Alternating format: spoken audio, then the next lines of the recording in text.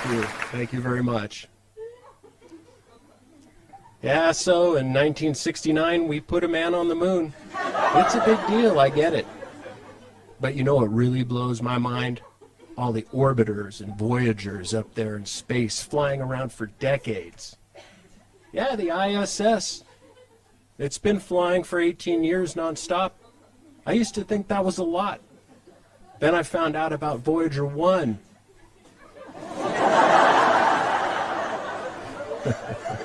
Yeah, this thing has been flying nonstop for 41 years straight. And the batteries still work. I wish I could get batteries that lasted 41 years. I'd be set. And then I found out Voyager 1 has a twin.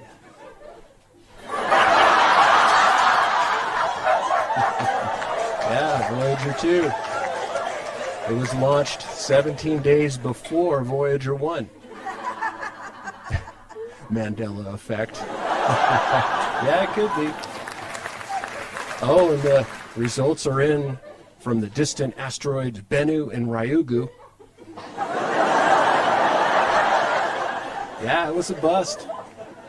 I knew it would be. I could have told him that from the beginning. Look at these things. They thought there was lots of carbon and water. But anybody can tell they're just as dry as burnt charcoal.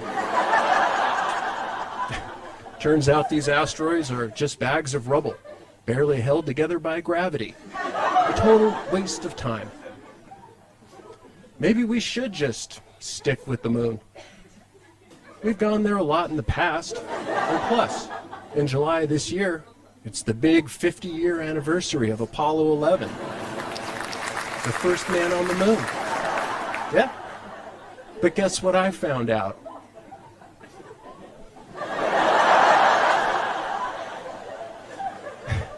Anybody know what this is? Come on, what is it?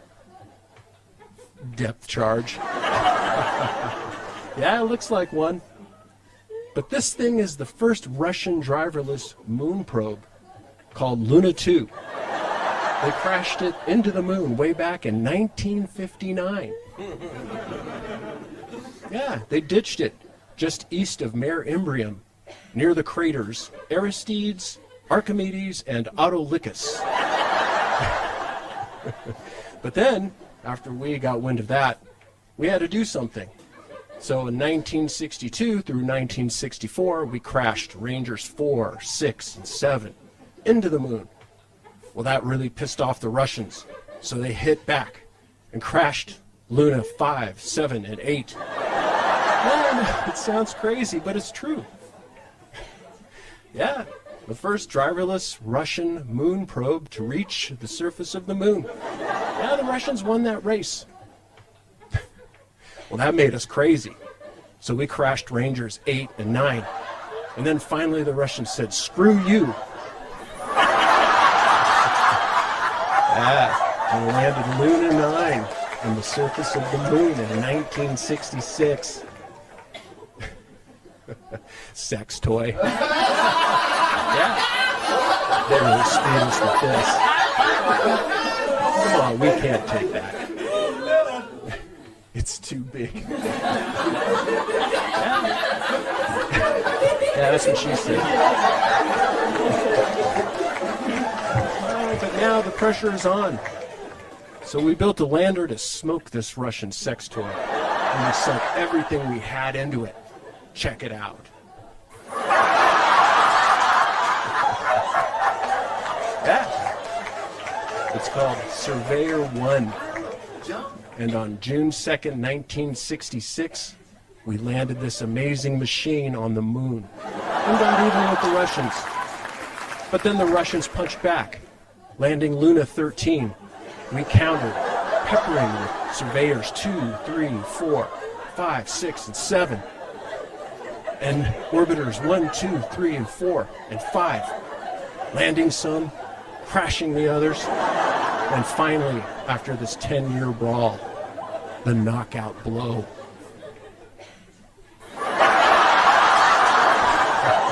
Yeah, that's right. We put a man on the moon. step for man,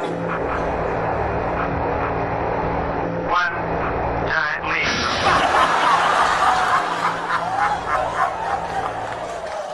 Yeah, so I heard NASA is accelerating plans to return Americans to the moon, but this time to stay for good. Yeah, I don't know what the rush is, but they say it's important that we get back to the moon as fast as possible. That would be amazing, but we all know how hard it is to get back to the moon. We go back in a nanosecond. Yeah, but we lost the directions. That's right. In 5 years, though, we're going back. Yeah, we're going to do it. We even have a landing zone picked out. Right here, near Shackleton Crater, at the south pole of the moon. And in 2026, NASA is going to build a nice little place to stay called the Lunar Gateway. Yeah, a little space hotel. No, not on the moon. Too dangerous. Poke a hole in your spacesuit and that's it.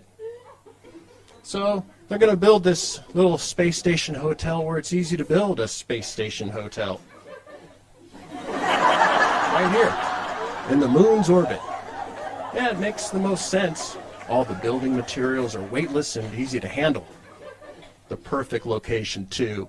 Check out that view.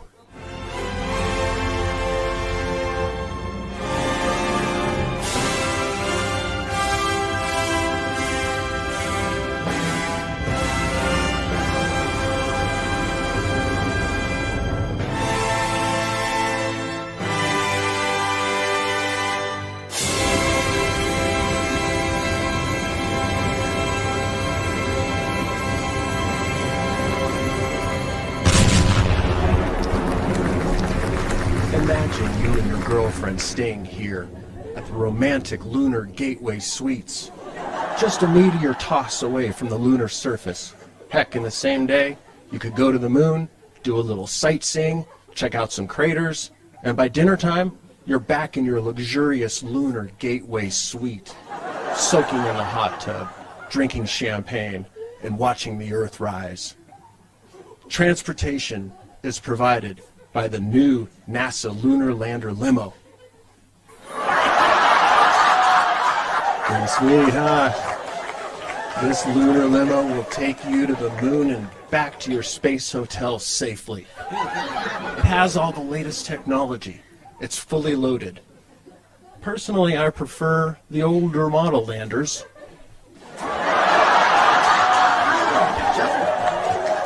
Right, a 60s classic. A real workhorse, and completely manual. No fancy software that can get hacked, none of that. You know what I'm talking about. No nonsense. I love that old body style. Just look at those clean lines. To me, it doesn't get any better. But they're making fancier models now, that's fine. Sure, I get it. I like to be comfortable when I travel too. But first class is expensive. And then when you get to the moon, you need to rent a rover. Yeah, and that can get real pricey. The rover's fun, but there's not much else to do. You can't see any stars. So instead, I'd book an economy seat on a red-eye rocket to Mars and go mushroom picking.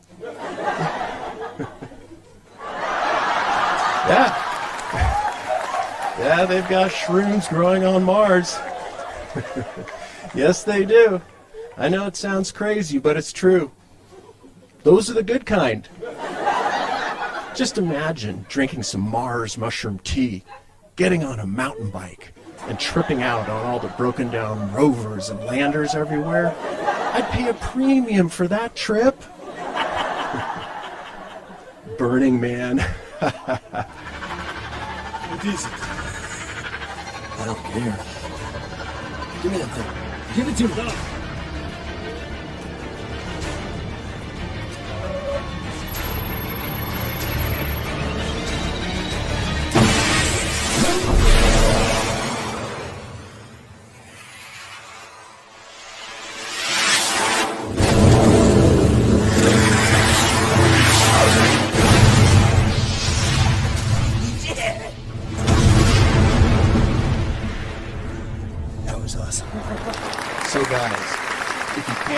Take a girl into orbit? I understand. It's expensive.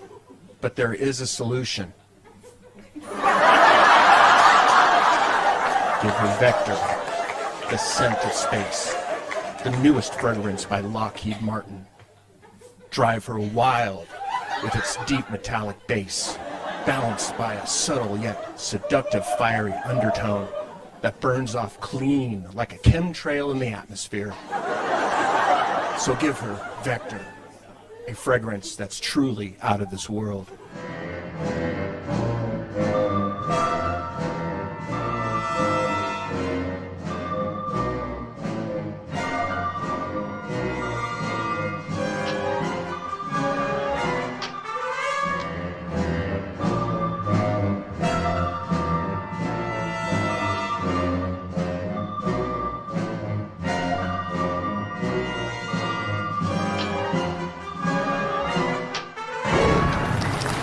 So I heard the astronauts on the ISS are getting some new spacesuits.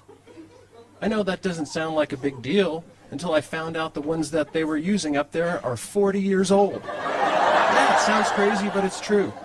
I had no idea space work suits could last that long. My Carhartt work pants are only a couple of years old, and they're totally worn out. Holes in the knees, torn pockets, they're trashed. I wish I could get a pair of work pants that lasted 40 years. I'd be set.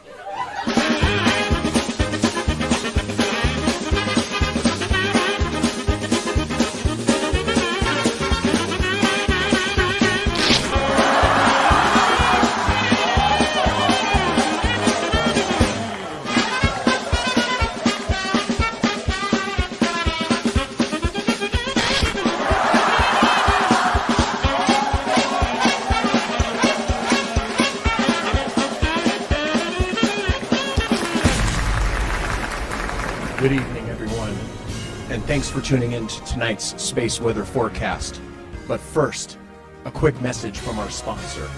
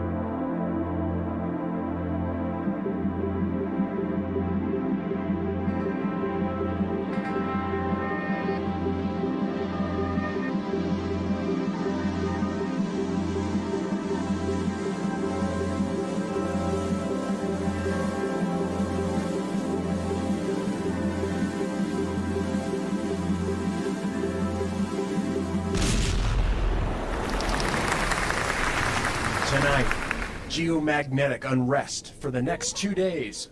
Earth will pass through a minor stream of solar wind flowing from a southern hole in the sun's atmosphere. Here's the sun. Over there, a coronal hole. The powerful solar wind shoots out, and we catch a solar breeze. Good name for a drink. Yeah, it sounds like a good one. But later tonight, Arctic sky watchers are in for a real treat. The beautiful aurora will be dancing around the pole tonight. No cover charge and complimentary solar breeze all night. Come on, you're guaranteed a good time.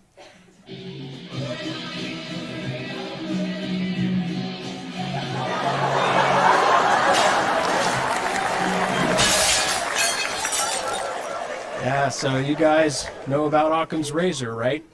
The problem-solving principle that when presented with competing hypothetical answers to a problem, one should select the one that makes the fewest assumptions. Makes sense, right? The answer that's the least complicated, the simplest answer. I think everyone gets to experience Occam's razor at some point, especially couples. Here's an example of Occam's razor.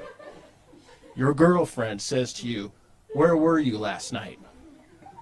You say, "I was at a friend's house studying gravitational acceleration." Yeah, she gets pissed off and heads to the bathroom and slams the door. Yeah, you can hear her rifling through the medicine cabinet. Uh-oh. You know what that means. Then the bathroom door opens and she's walking towards you with one hand behind her back. Yeah, that's right. Now you're scared because you know what she has back there. And she asks you again, "Where were you last night?" And you say, "Look, I was studying gravitational acceleration, honest." And she gets right in your face and says, "Okay, tell me how gravitational acceleration works." So you tell her. Every planetary body, including Earth, is surrounded by its own gravitational field, which can be conceptualized with Newtonian physics as exerting an attractive force on all objects. And she says, "Oh, she was an attractive force, huh?" And you say, "No, no, no. Assuming a spherically symmetrical planet, the strength of this field at any given point above the surface is proportional to the planetary body's mass, and inversely proportional to the square of the distance from the center of the body." Your girlfriend says, "Center of whose body?" Whoops. Now you gotta lay it on thick, right? So you say, "The strength of the gravitational field is numerically equal to the acceleration of objects under its influence." Then she says, "Oh, you're under the influence."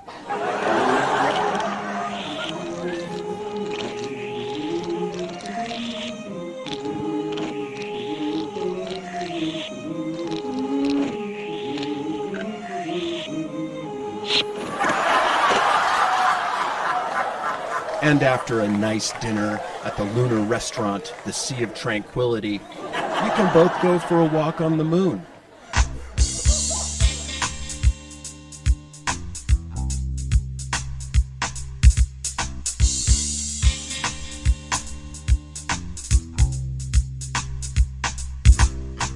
Show me how to wear these. Walking on the moon. Want to look real cool now. Walking on the moon. Don't want you to tease me. Walking on the moon. Show me how to wear these. Walking on the moon.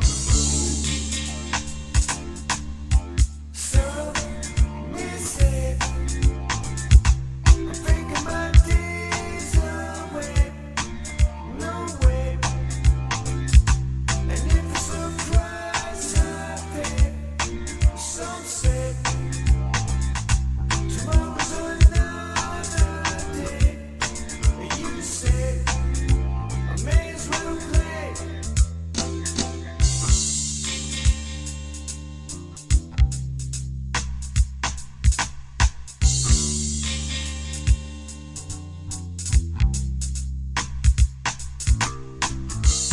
Giant steps are what you take. Walking on the moon.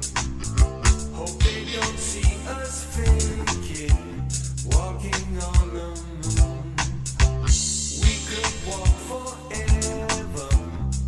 Walking on the moon. We'll take it together. Walking on the moon.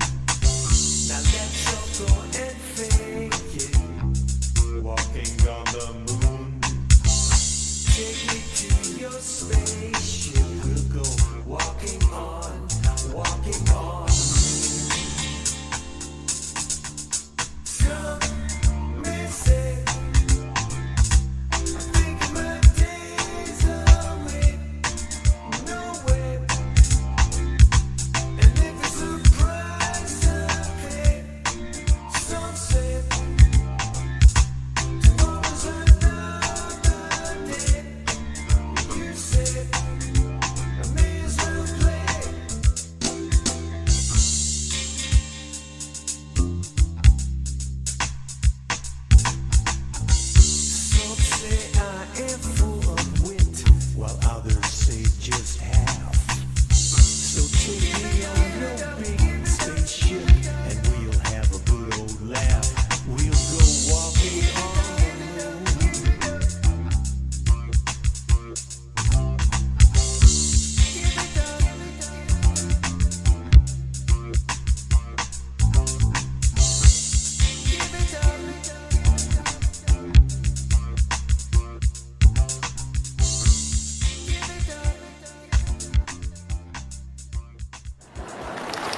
All right. You guys have been great. Thank you. Thank you so much. Thank you. Good night.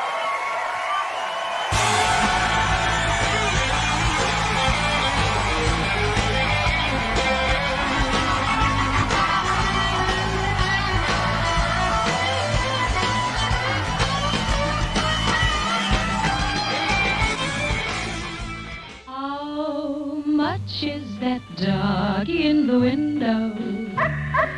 The one with the waggly tail. How much is that doggy in the window? I do hope that doggy's for sale. I must take a trip to California and leave my poor sweetheart alone. If he has a dog, he won't be lonesome, and the doggy will have a good home. How much is that doggy in the window? The one with the waggly tail. How much is that doggy in the window? I do hope that doggy's for sale.